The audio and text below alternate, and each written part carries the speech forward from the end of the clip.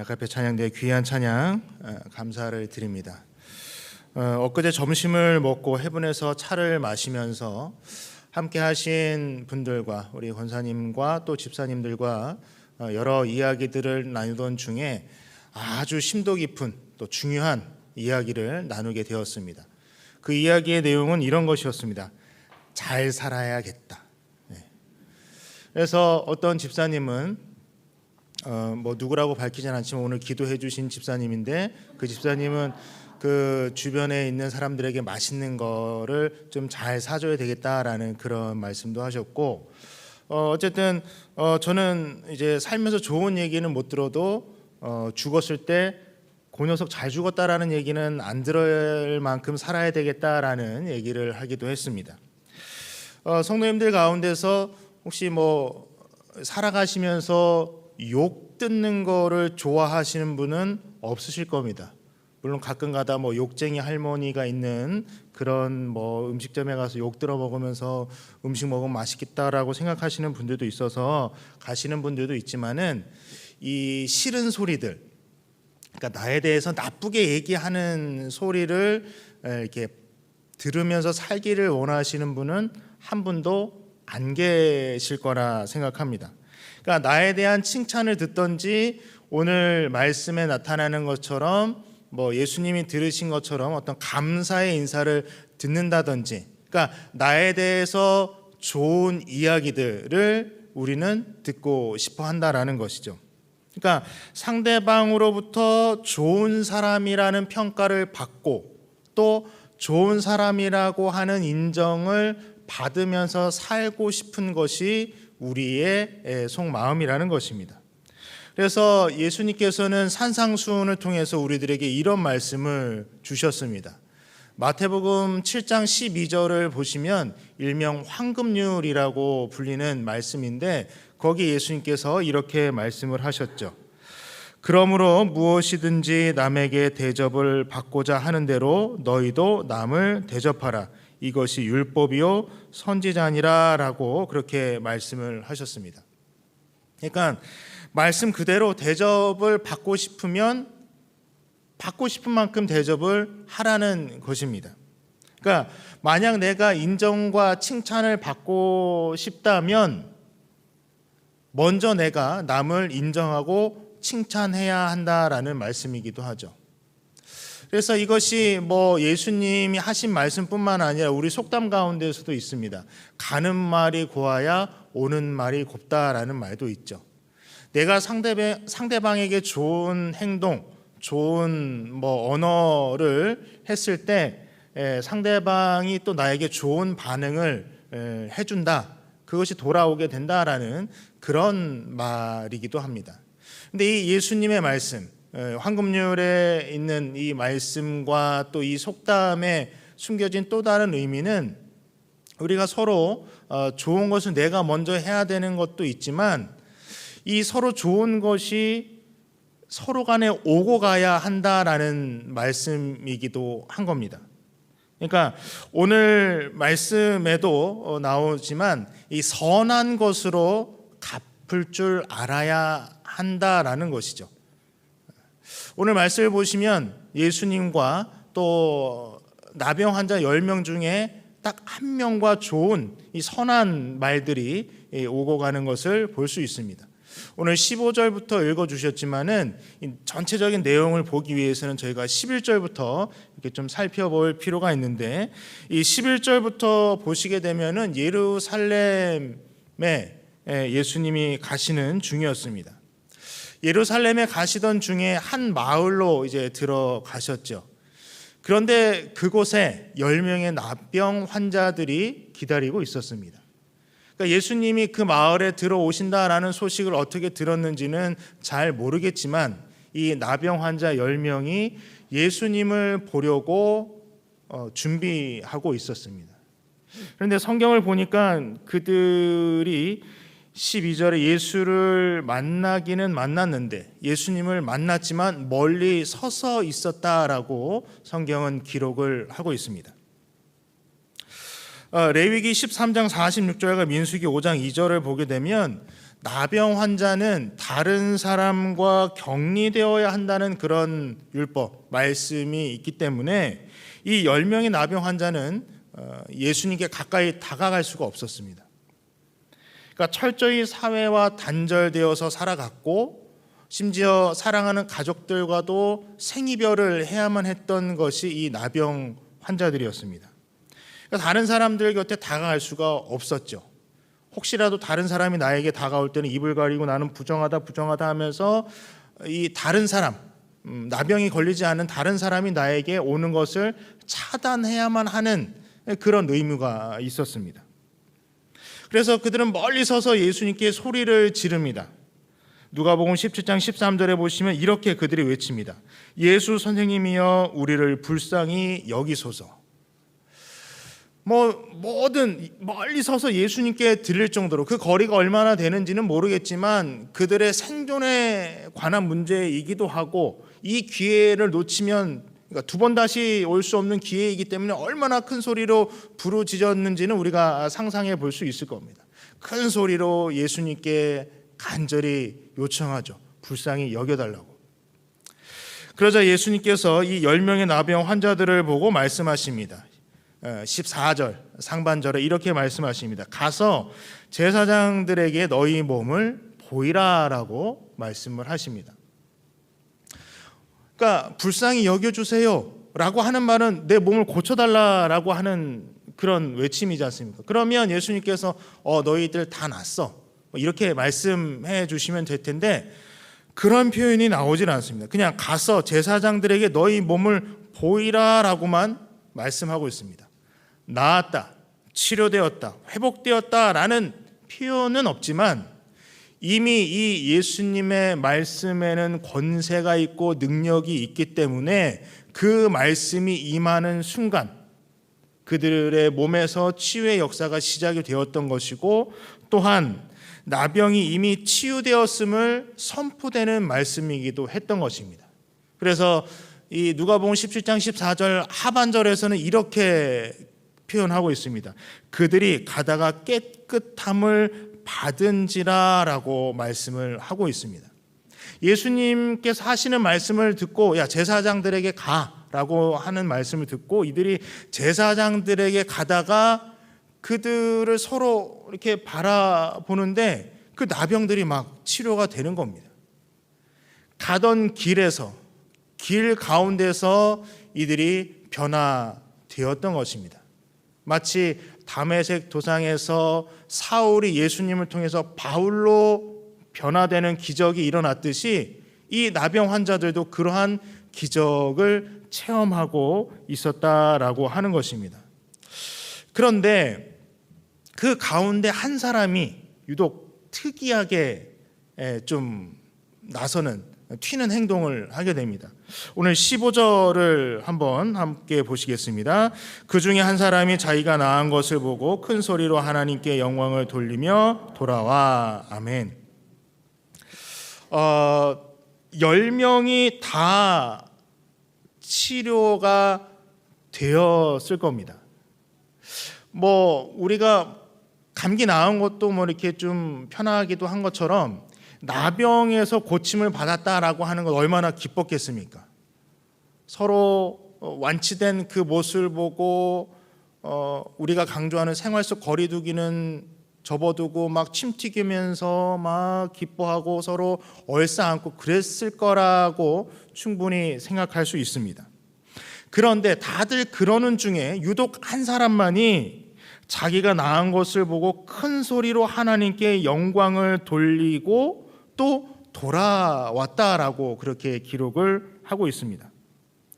큰 소리로 했다라고 하는 것은 몹시 놀라고 감격하면서 진심을 다해 찬양했다라는 의미입니다.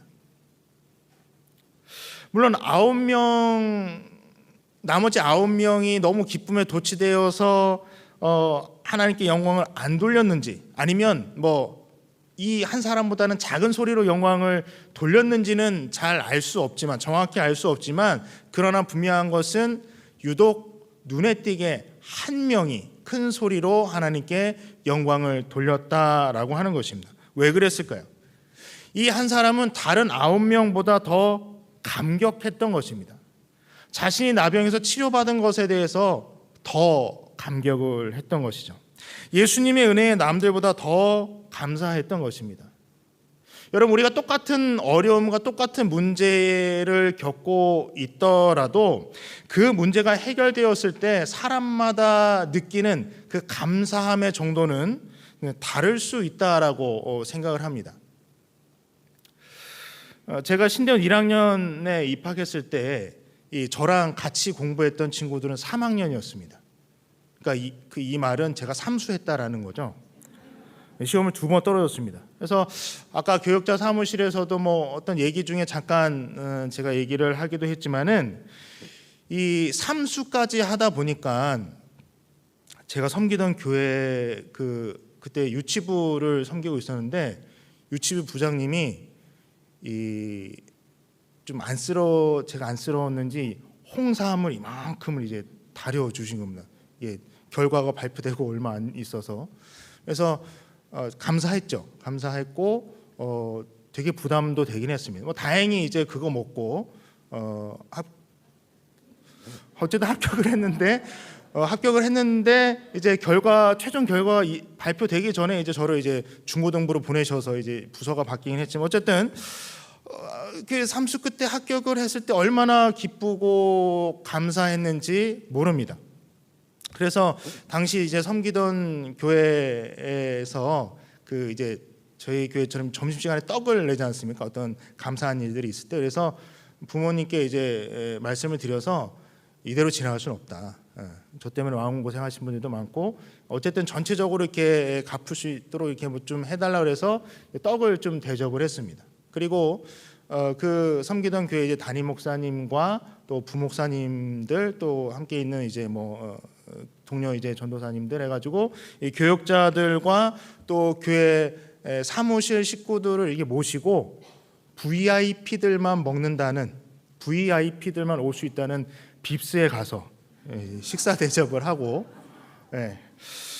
근데 이제 그 빕스에 가서 그때 끝까지 남아서 밥을 같이 먹던 사람 중에 한 사람이 지금 저랑 같이 같은 사택에서 같은 호수에 살고 있습니다. 하여튼 근데 어쨌든 그렇게 교회에 이렇게 감사를 표하고 또 이제 주변에서 이렇게 신경 써주신 분들도 친구들도 많이 있었고 지인들도 있었거든요. 그래서 그냥 가볍게 학교 근처에 있는 식당에 가려고 하다 보니까 어쩌다 보니까 워커힐 호텔로 가가지고 저는 그렇게 비싼 줄 몰랐어요. 근데 사실은 근데 하여튼 이제 가서 막 코스 요리 막 먹고 막 하여튼 그래서 그러다 보니까 그때 당시에 이렇게 등록금 정도 쓴 것 같습니다. 신대원 등록금 정도. 아깝죠. 제가 그때 우리 교회 있었으면 그 대접 받으셨을 텐데.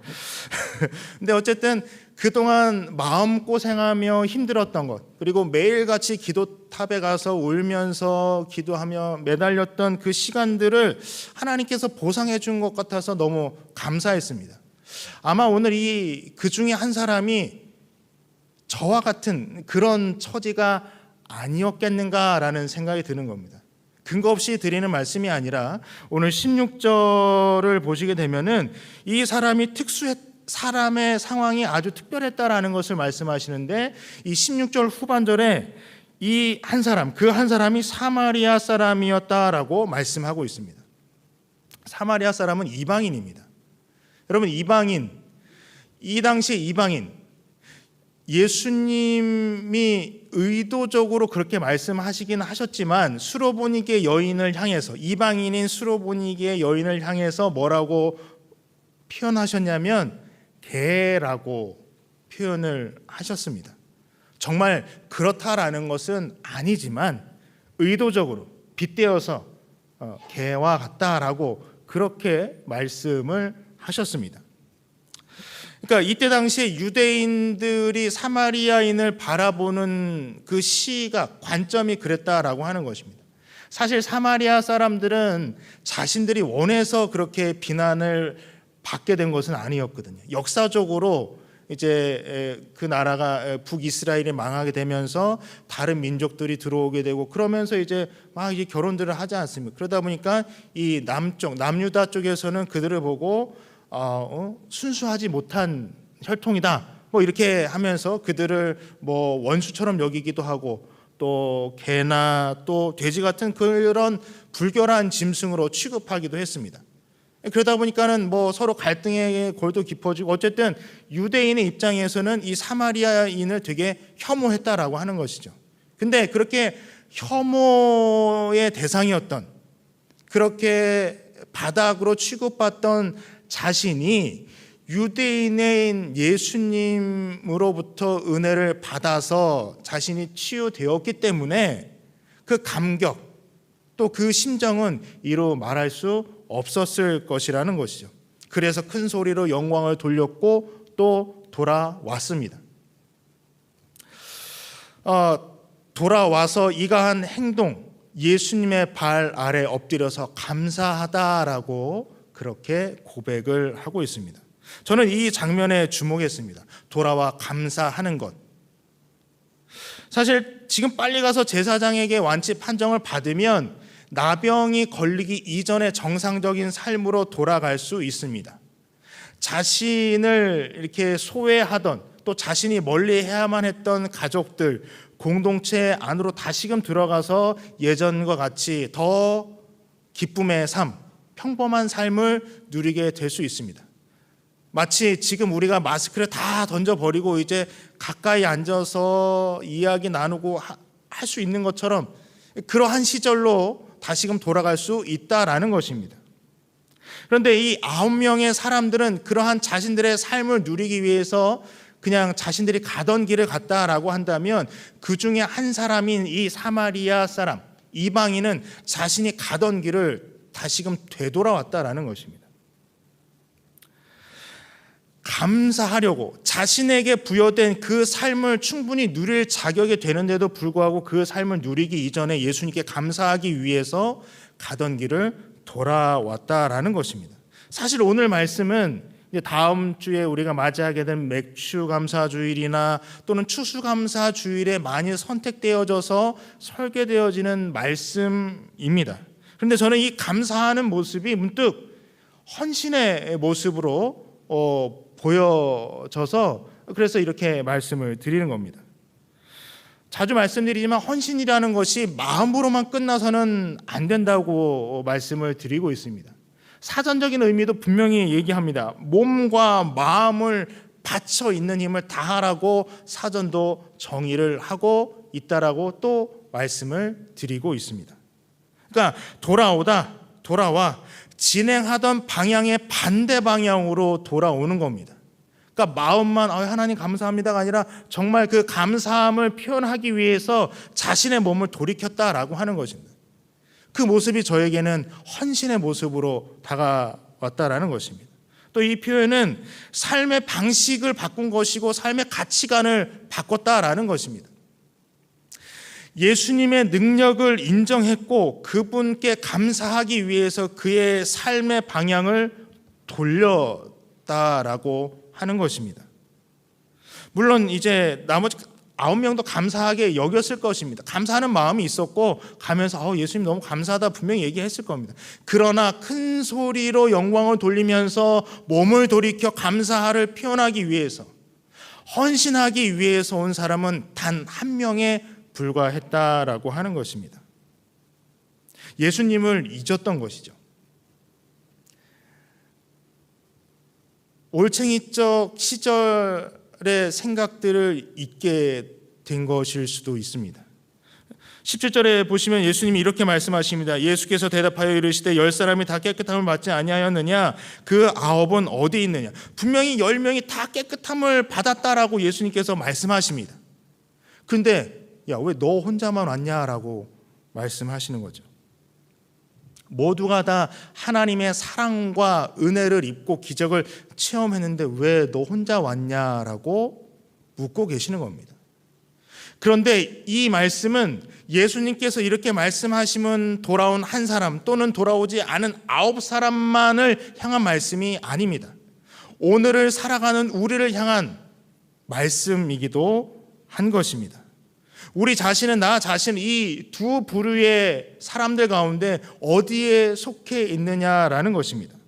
제사장에게 쉼없이 달려간 9명이었느냐, 아니면 가다가 돌이켜 감사하기 위해 헌신한 그 한 명이 우리들인지 다시 한번 돌아보기를 바라는 하나님의 말씀인 줄 압니다. 하나님께서는 분명히 우리가 부르짖는 소리를 외면하지 않으시고 우리가 부르짖는 그 기도에 넘치는 응답을 주셔서 고쳐주시고 회복시켜주시고 그렇게 필요를 채워주시는데, 그런데 감사하며 헌신으로 영광 돌리는 사람은 그렇게 많지 않다라는 참 씁쓸한 지금 우리의 현실에 대해서 또한 말씀하고 계시는 것이기도 합니다.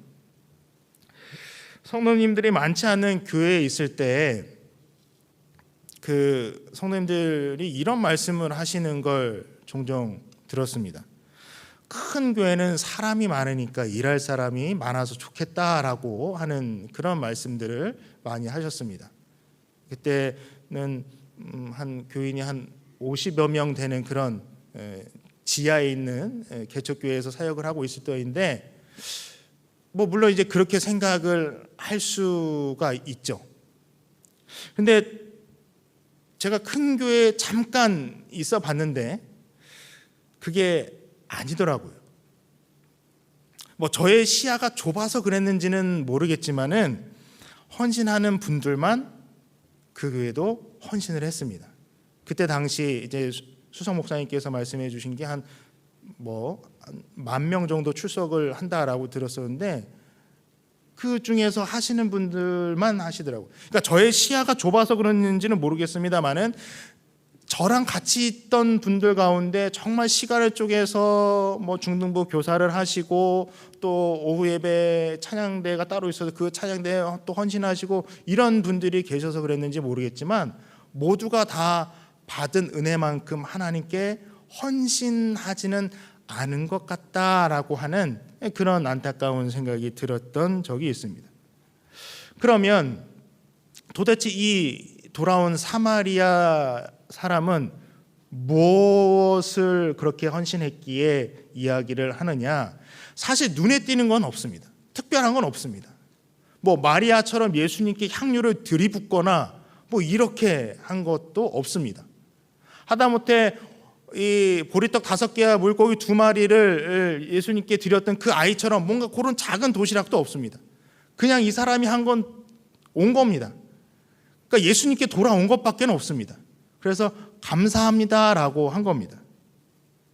내 자신이 누릴 수 있는 시간을 예수님께 드린 것밖에 없습니다. 굳이 무엇을 드렸느냐라고 우리가 따져 물은다면 시간밖에는 드린 것이 없습니다.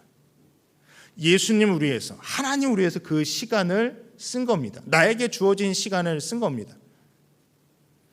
이 헌신은 지금 우리도 하고 있는 것이죠. 사실 이 시간에 저희들이 할 수 있는 일들이 여러 가지가 있을 겁니다. 오후 예배를 빠지고 우리 개인적인 일들을 할 수 있고 또 어떠한 것들을, 그러나 우리는 지금 하나님께 예배를 드리고 있습니다. 나에게 허락된 시간이지만 내가 마음대로 쓸 수 있지만 그 시간을 우리는 하나님께 드리고 있다라고 하는 것입니다.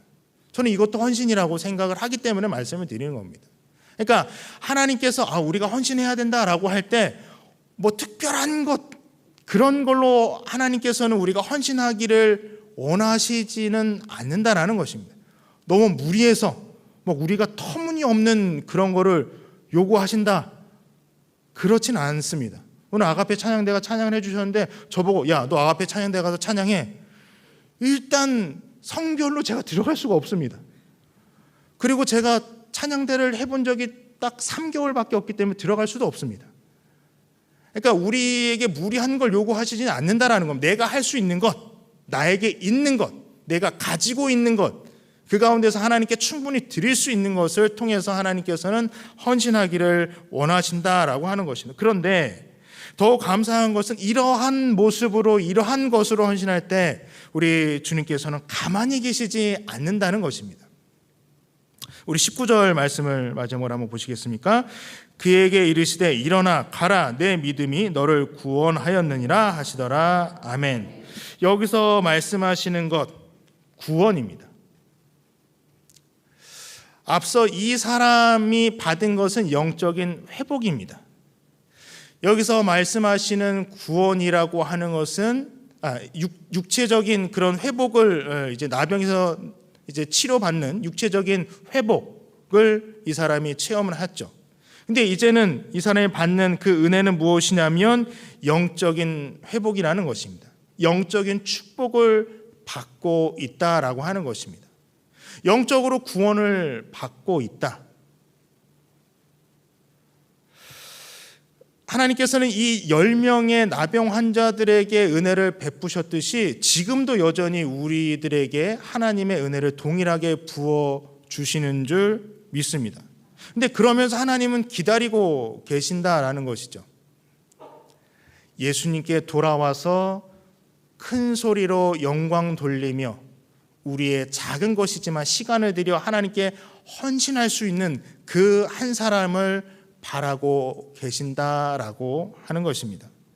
바라기는 하나님께서 기다리시는 그 한 사람이 오늘 주간 헌신 예배를 드리고 있는 우리 육여전도의 모든 회원들이 되기를 바랍니다. 그리고 또한 함께 예배에 참여하는 우리 모두가 될 수 있기를 바랍니다. 그래서 하나님이 주신 은혜에 우리의 삶을 통해서 헌신으로 응답하는 우리의 삶이 되기를 원합니다. 그래서 그럴 때 하나님께서 오늘 그 중 한 사람인 이 사마리아인에게 구원의 축복을 말씀하셨던 것처럼, 구원의 은혜를 베풀어 주셨던 것처럼, 그 구원의 은혜가 임하였던 것처럼 오늘도 은혜 가운데 하나님께 헌신하며 감사하는 우리에게 우리가 알 수 없는 놀라운 축복을, 생각지도 못했던 뜻밖의 은혜와 축복을 주셔서 그것을 다 받아 누릴 수 있는 우리 모두가 되기를 간절히 소원합니다. 기도하겠습니다.